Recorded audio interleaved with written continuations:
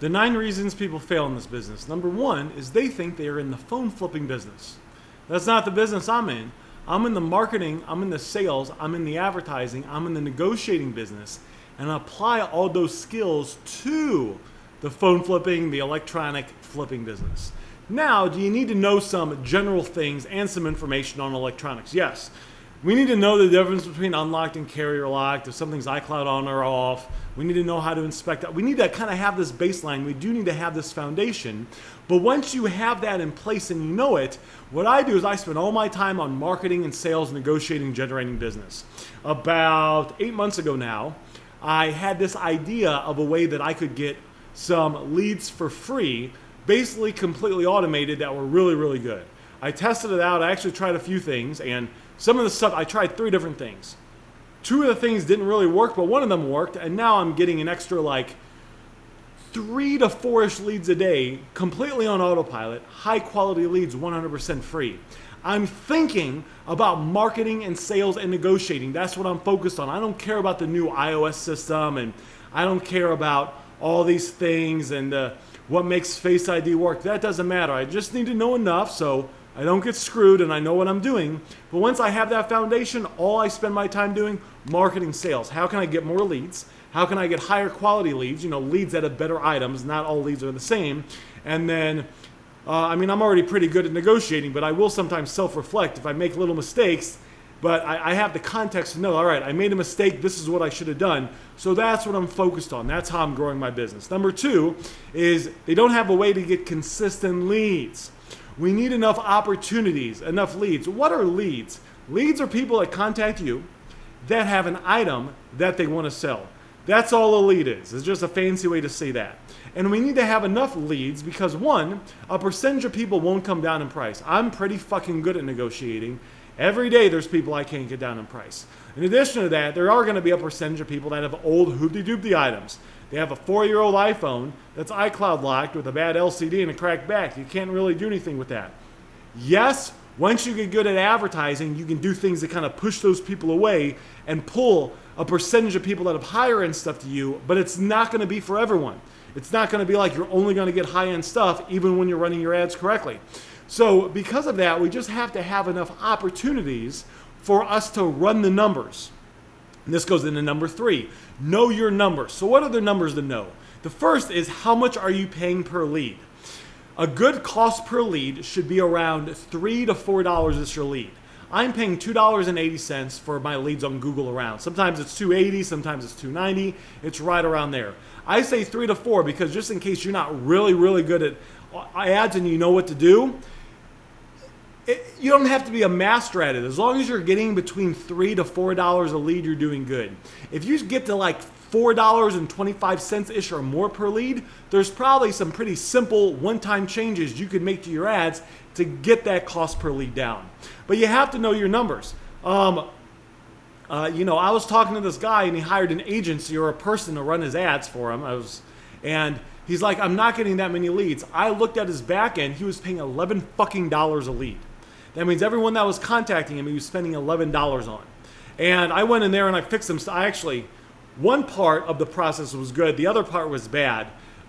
He was getting good cost per click, but his conversion rate was horrible. So people were going to his website, but his website was not set up correctly. So I literally just went in there. I made another page and I dropped that shit dramatically. But you have to know these things. And if you don't know, you say, Aaron, what is a cost per click, cost per lead, cost per conversion? What's that mean? You should know this. This stuff is important. This is advertising. This is marketing. And if you don't know this and you don't think it's important, maybe you should go watch this video again and go about and remember what we talked about. Number 1. Number 1 is we are marketing and sales professionals, negotiating advertising professionals. We are applying that to the phone flipping business. Just because someone is on Facebook and they say they're a professional at running Google ads and Facebook ads, that doesn't mean you should just hire them and blindly hand over your ads. Maybe they're good, maybe they're not. And pro tip, just because a few people say that they're good doesn't mean they're actually that good. You have to make sure you're hiring the right person. Other numbers to know: what percentage of your leads are closing? So if you start running paid ads, you're on Facebook, Instagram, Google, and even though Craigslist is generally free, if you're running Craigslist ad, that's fine as well. And I guess if you're putting up like bandit signs, this is what all encompasses. It's just people that are coming to you. You're doing advertising efforts to get people to message you. Instead of you messaging people, you're doing things to get people to message you. 15 to 18% is a good number. I've had people, when they get in the high-end program that we have, the coaching program that we have, in usually 2 to 3 months, we can get them to about 15 to 18%. That's good. Now, can you go for maybe 18 to 19 and a half? I mean, maybe, but it's kind of irrelevant at that point. You do reach a point where there's diminishing returns. So it's like, you get this going, you get the action, and then once you have your numbers down, you just kind of rinse and repeat it. But 15 to 18% is solid. That's fantastic. Now, what about if you're doing reach outs? What are reach outs? This is a term that I coined about 8.5 years ago. No one was doing this before me. Everyone was just doing ads, and the ads back then were Craigslist ads, and they were posting in buy-sell trade groups. That's what it was. The reach out method is where you go on Facebook Marketplace, you go on places like OfferUp or even Craigslist, you find people that have items for sale, you message them, you try to lowball them in price. 1 out of 15 is good there. 1 out of 15-ish. And the final point about this is we don't have to be like, it's not going to be 1 out of 15. I've done a ton of reach outs. I made a lot of money with it. It is more of a grind than ads. I don't do reach outs anymore, barely, because I have enough leads coming in from ads. But I remember, I might do 22 reach outs and get no people that say yes. But then the 23rd person to the 32nd person, I get 2 people that say yes. I remember one time I was really hitting it hard. I went through a bunch of no's.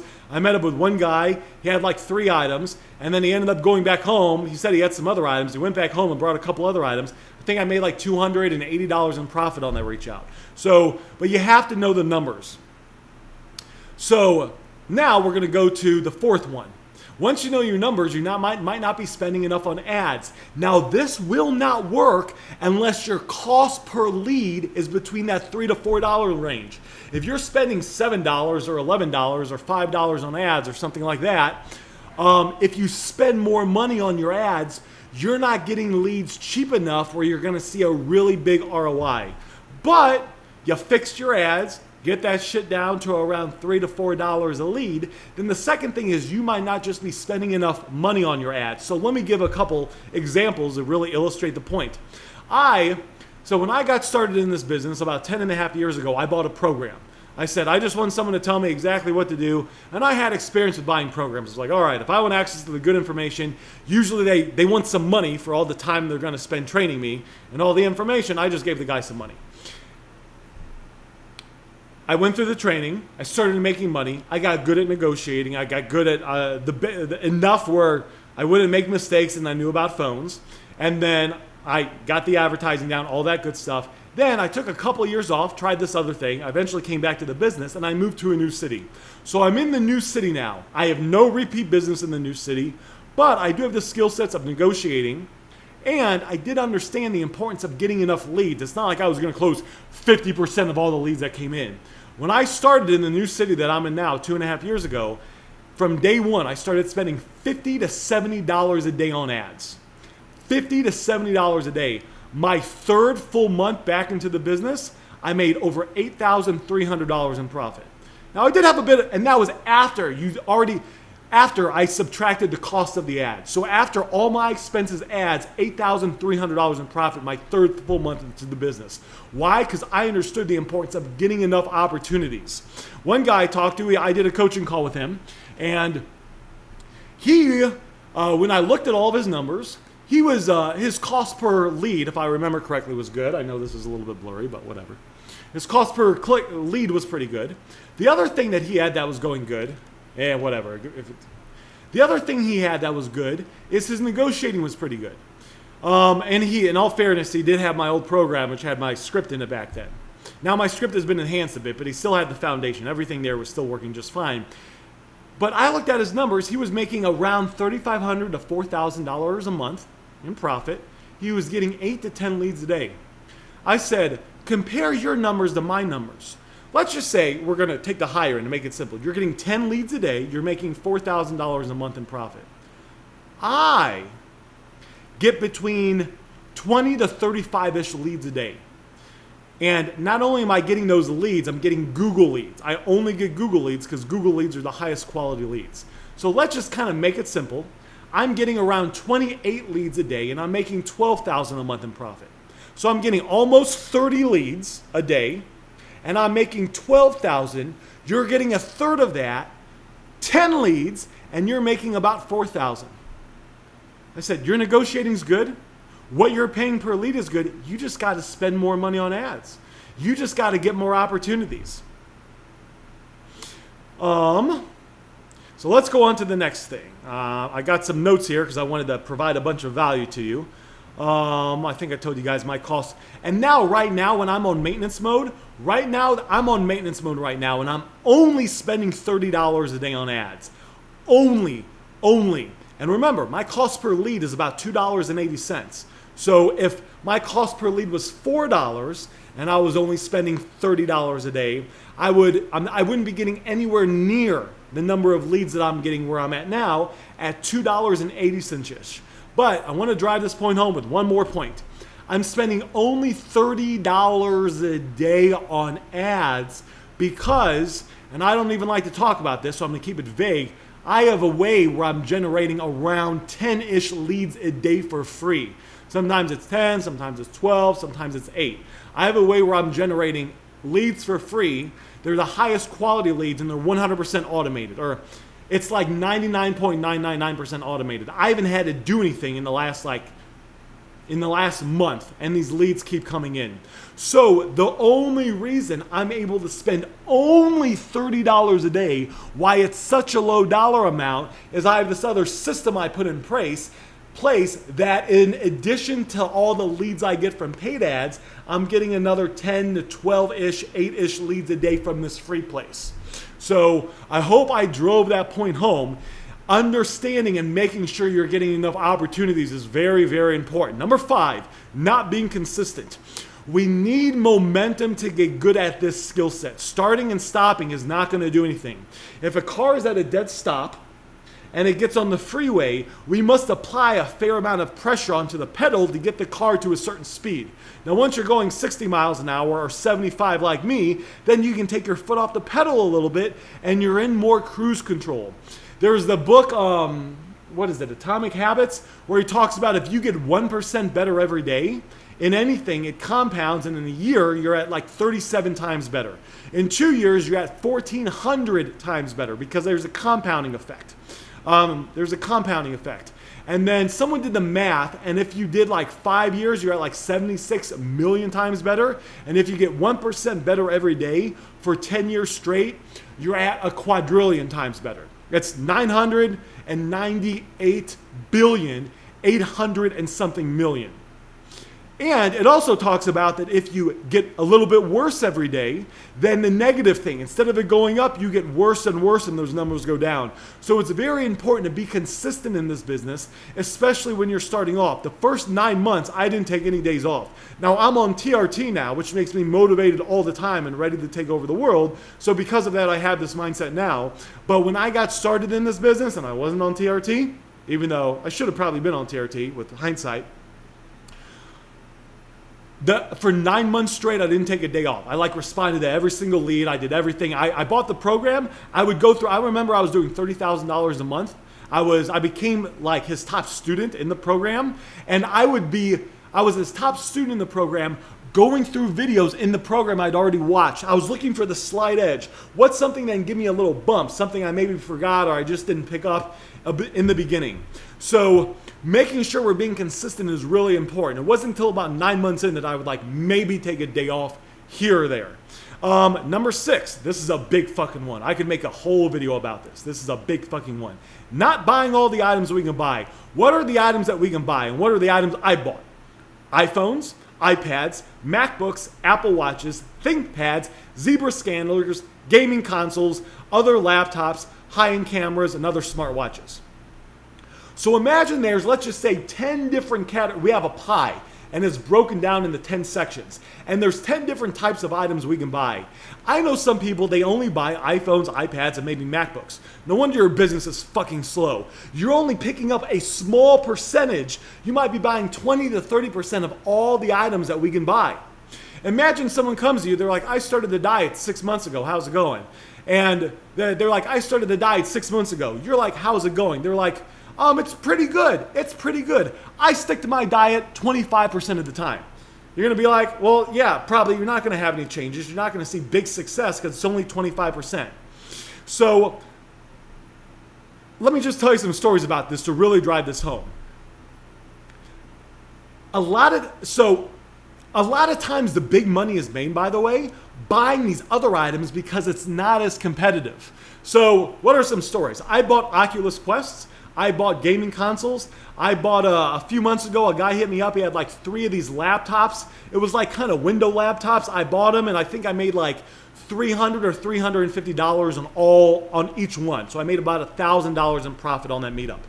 A guy hit me up. It was about 9 months ago. He had these things called Garmin watches. I never really heard of it, but it wasn't electronic. I figured it out. And we had a little run where he brought me some of these Garmin watches. I was making $200-300.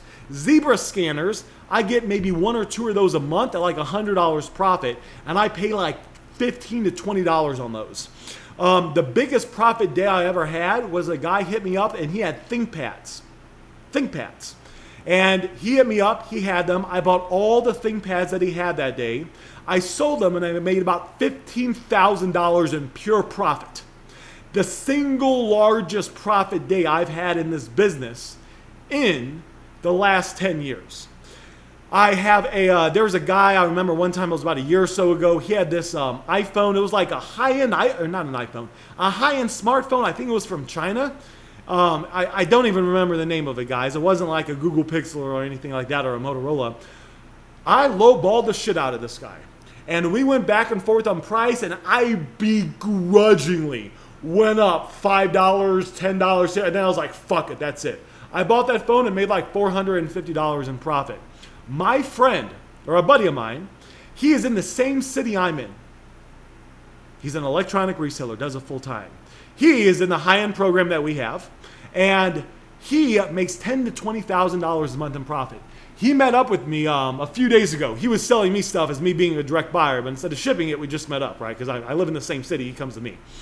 He told me he sold a high-end camera recently that he bought for $1,000. He sold it for $2,800. $2,800. Now, we had to pay some shipping and fees, but he made like $1,200 to $1,300 profit. How many iPhones do you have to pick up to make $1,300 profit? How many iPhones would you have to pick up to make $15,000 profit like I did in that big deal? And by the way, this guy that sold him these high-end cameras, it was not a one-time deal. He sold him these high-end cameras multiple times. And what happens is, I've noticed it in my city. There's a lot of people in my city. I know I've had like, I could name 6 of them. I could name probably 6 of them-ish that have sold me items as a direct buyer. They come to me. Some people have shops. Some people are just driving around. It's all different types of people and know other people as well. And I know that a lot of these guys, they just stick to the Apple products and the Samsungs. So because of that, it's more competitive. Now, I love picking those up. You should not stop picking those up. But a lot of times I'm making, 70, 100, 120-ish in profit on those. Sometimes a little bit more, but usually around there. And when it's these other kind of rare items, I lowball the shit out of them because I know that a lot of the other guys in my area, they don't buy them. They don't know how to buy them. So it's a big, massive opportunity. A lot of times you can make significantly more profit on these and pay less. And you got to think, do you even know what to check in a high-end camera to make sure it's working and you don't get screwed? Do you even know how to run ads to get people that have high-end cameras? Or to do marketing? I do specific subtle marketing to get people that have those Zebra scanners. I know it's not a big thing, but I know a couple trickle in a month. So, I do very small marketing, but I know how to do it. If someone contacts you now and they say they have a Zebra scanner, a Garmin watch, a $4,000 Canon camera, will you even try to buy it, or will you try to ignore those leads? If you ignore them and you got this big pie and you're only buying 20 to 30% of the items we could buy, no wonder your business is fucking struggling. Number 7, buying electronics and hoping you will make money on it. When I got started in this business, I had about $198 in my bank account. I maxed out all my credit cards. I was living in a mobile home. There were bugs coming in there. At nighttime, when it was cold, the pipes would freeze. I would go to Planet Fitness to shower. Sometimes the toilet wouldn't flush for a little bit. So like if I was going home and I felt that I had to make a number 2, I would go to the gas station, make the number 2 before I got home. I had no fucking money back then. Started with $198, and a year and a half later, I had $100,000 sitting in my bank account after taxes. How did I do this? Every item I bought, I would make sure that I would make money. I was not hoping. I was not gambling. I was like, I think this might sell for that amount. No. I had a formula that I could tell whether I'm using a direct buy or direct buyers weren't even a thing back then, but you can use direct buyers now or whatever it is. I would always know that, all right, I'm buying it at $70. I didn't have enough money to buy the high-end stuff. It's going to sell for around $140, $150, $160.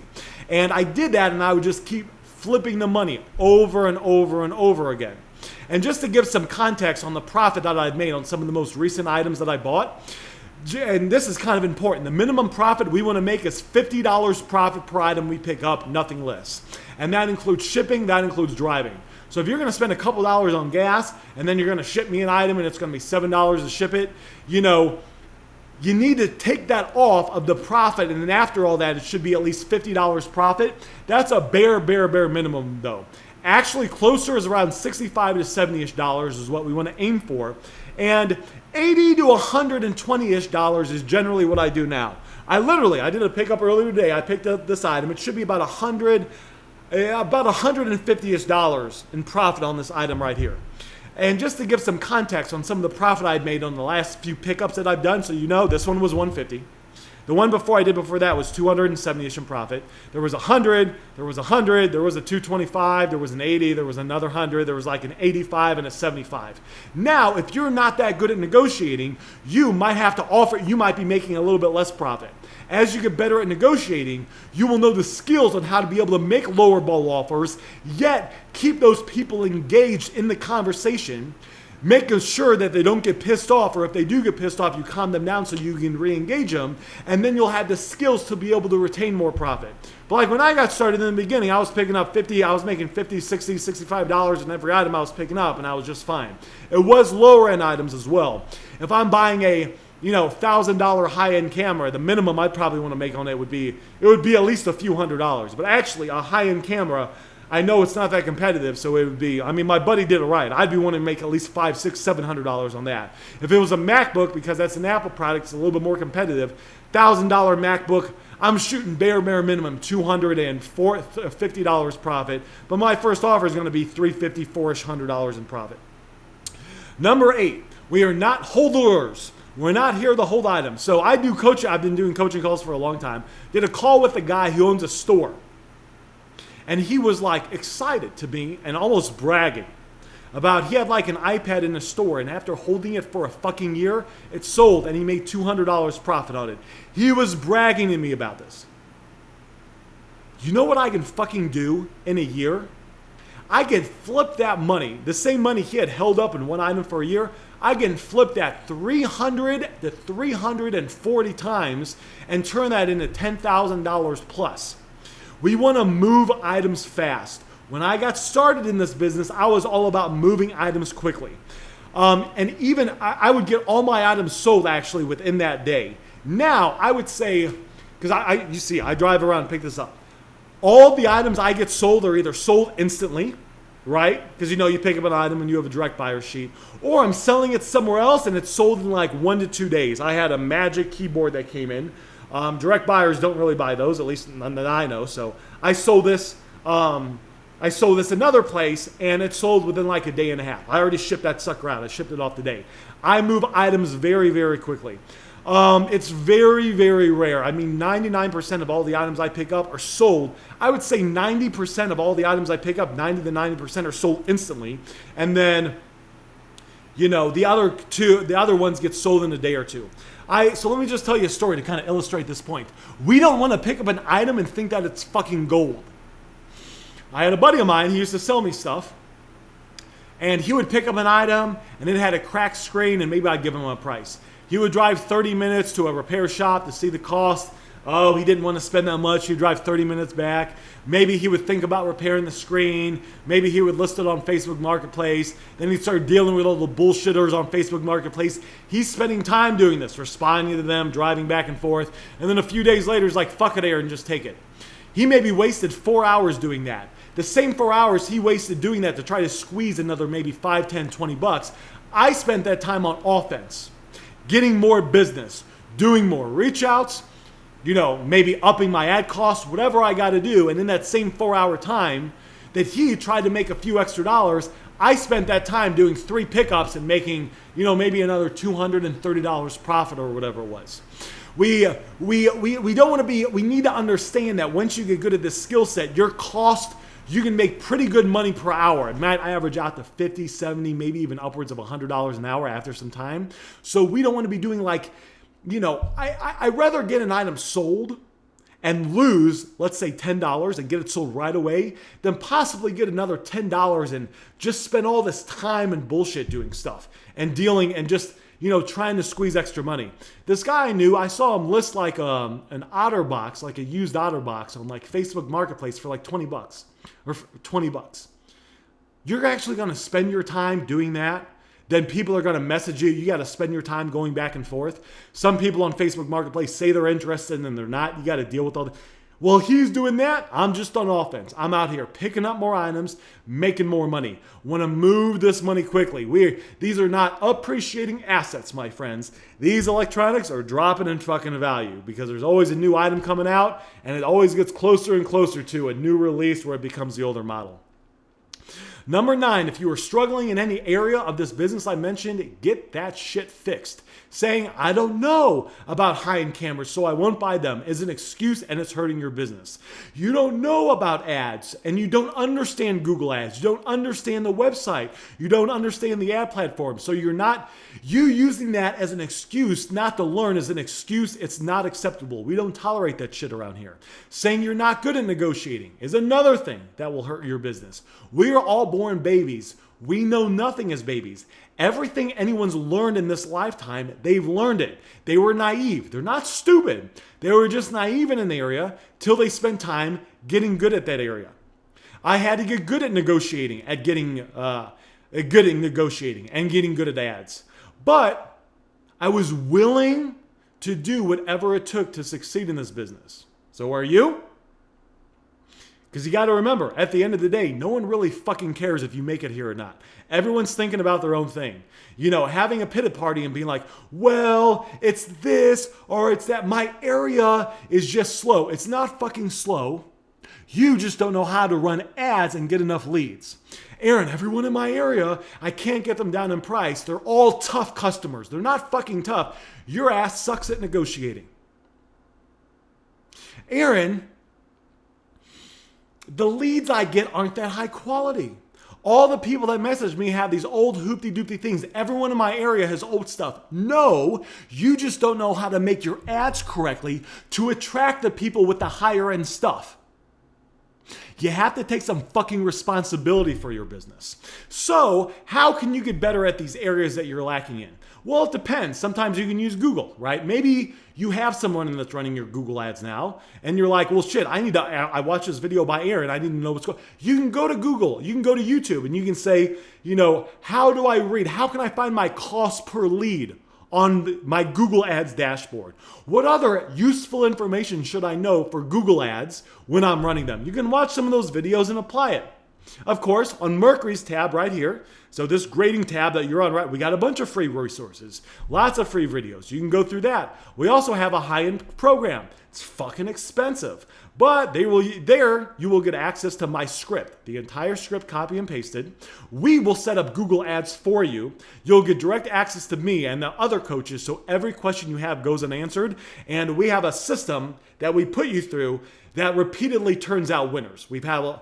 It's been proven to work. We've been doing this for a very, very long time. If you don't want to spend that sort of money, we have the book. Where is the book at? It's over there somewhere. The BuyBack Revolution book on Amazon. It's like 20 bucks. It's a really, really, really good book. There's also, it's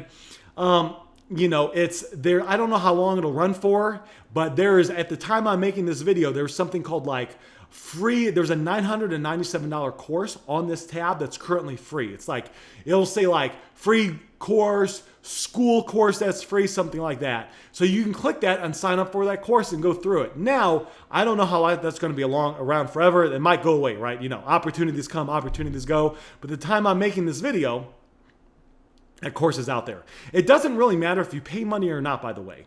All that matters is that you get the right information, so you stop making mistakes, you start taking better actions, so you can get better results in your business.